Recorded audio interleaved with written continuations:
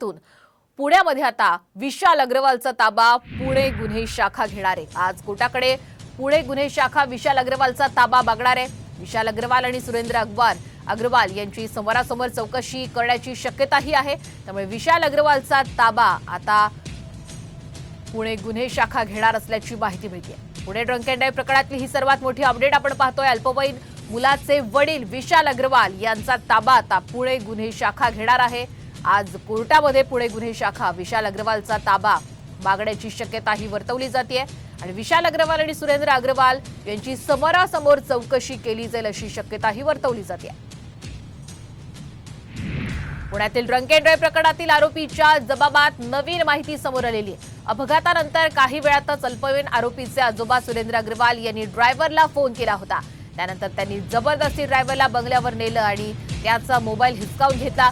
गुन्हे शाखेच्या पोलिसांनी काल ड्रायव्हर गंगारामचा जबाब नोंदवला आणि त्यातून ही धक्कादायक माहिती आता समोर आलेली आहे। पुणे ड्रंक अँड ड्राइव्ह प्रकरणामध्ये आता कारचा जो चालक होता, वाहन चालक होता, गंगाराम ड्रायव्हर होता, त्याचा जबाब सुद्धा आता नोंदवण्यात येतोय आणि यामध्ये सुरेंद्र अग्रवाल यांनी चालकाला दमदाटी केली असल्याची माहिती सुद्धा समोर आलेली आहे। पुणे ड्रंक अँड ड्राइव्ह प्रकरणामध्ये रोज नवनवीन अपडेट्स येत आहेत आणि नवीन खुलासे होत आहेत। आता सुरेंद्र अग्रवाल या संदर्भात ड्रायव्हर गंगारामनं दिलेला हा जबाब अत्यंत महत्त्वाचा मानला जातोय।